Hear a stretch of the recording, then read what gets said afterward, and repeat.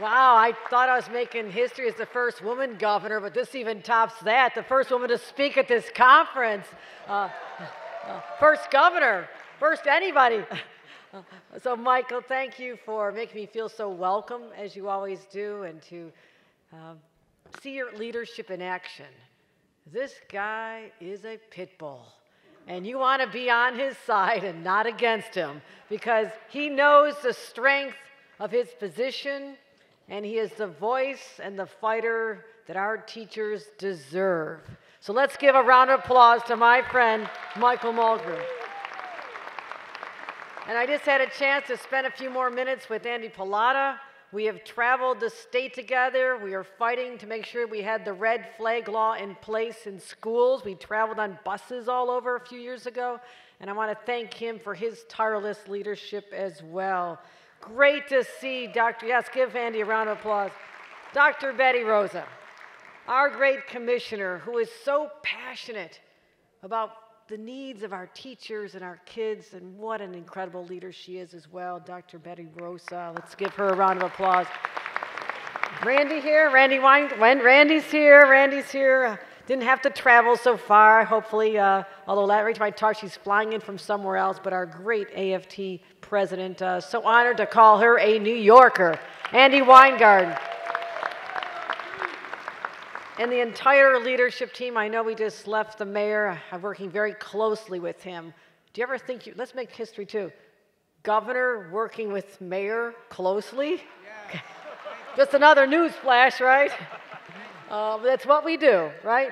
Shouldn't be so hard, right? It's what we do. But this is an amazing, I feel like there's a lot of energy out here. I feel like it's like teachers on spring break. Right? You guys got a lot of pent-up energy sitting in the classroom too much. Yeah, I can feel that. And I hope you're having a great time. I have been inspired by teachers. In fact, I was reminding, just a little over a year ago, I went to the wake of a teacher who taught me when I was in 8th grade. And I went and told his wife, I said, you'll never know the influence that Mr. Peter James at Hamburg Junior High had on me.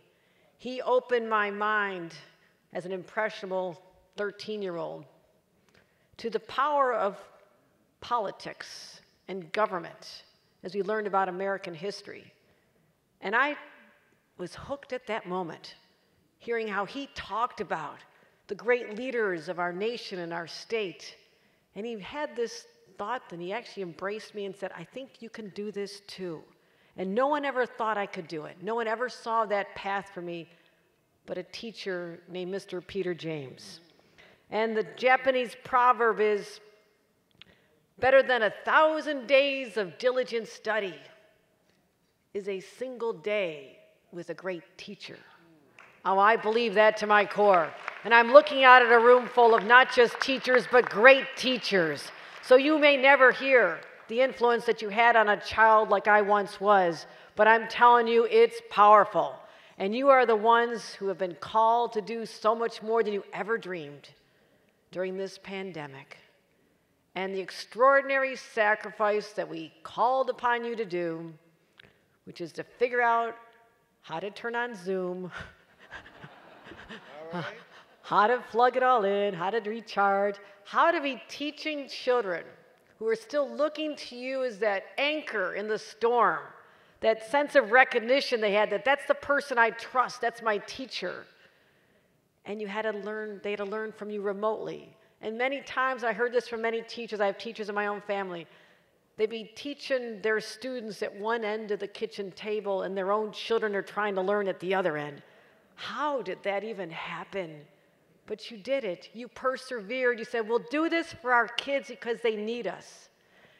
And then going into the classroom and having to do testing and enforcing the mask rules and all the things we put on you. My God, no wonder you needed this break.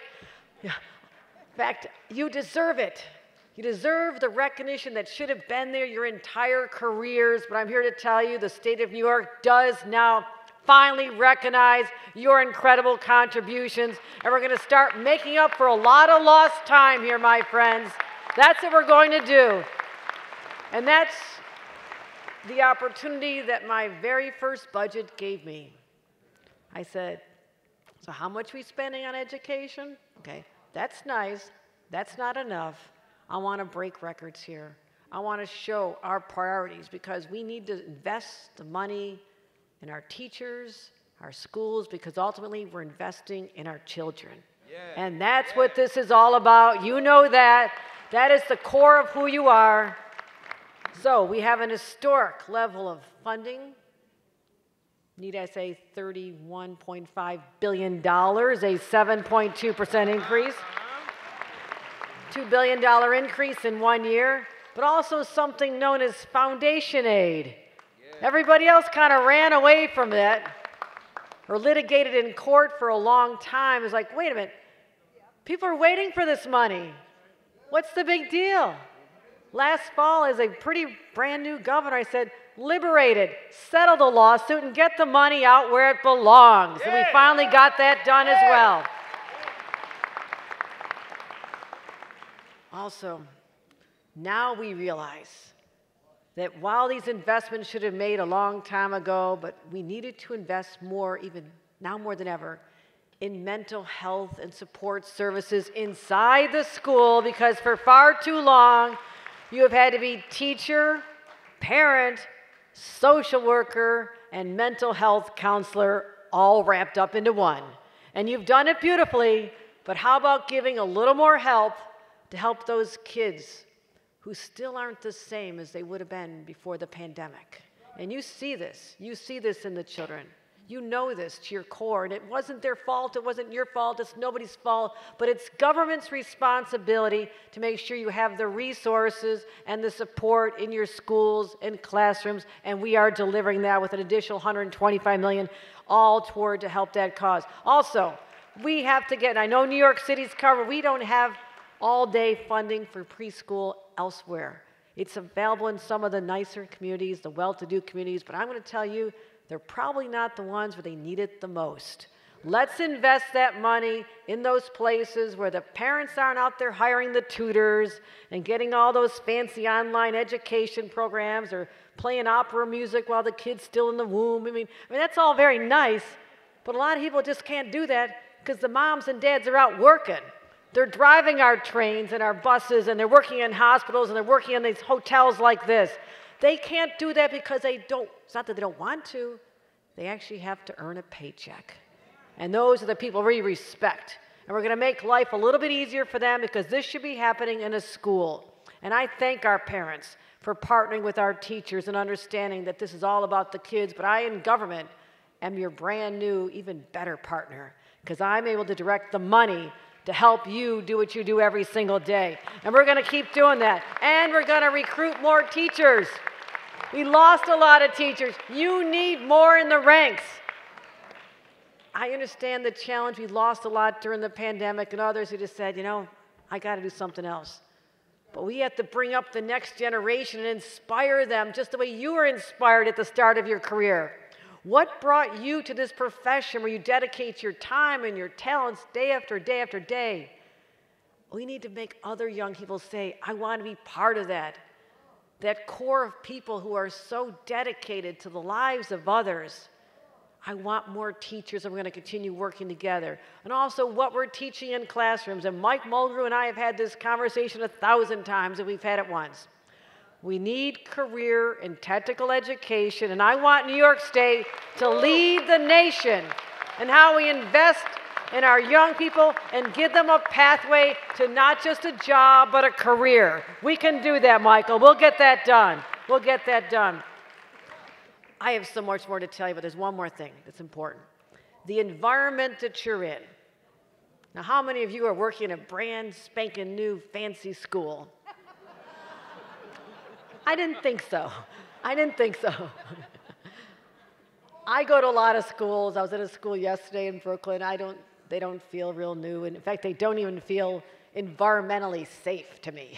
Okay? A lot of strange things going on. So we have a Clean Green Schools initiative where we're going to be making sure that when we pass the Bond Act, and I'm telling you this now, when you vote in November, there is a $4.2 billion bond act, and part of that money is going to go to making the schools safer, cleaner, greener, and getting rid of all those things that you really shouldn't be around right now, nor should the students. So help us get that over the finish line. We're going to invest in buses that are electric so our kids aren't standing at the corner breathing in the fumes anymore and ending up with asthma. How about taking care of our kids like that?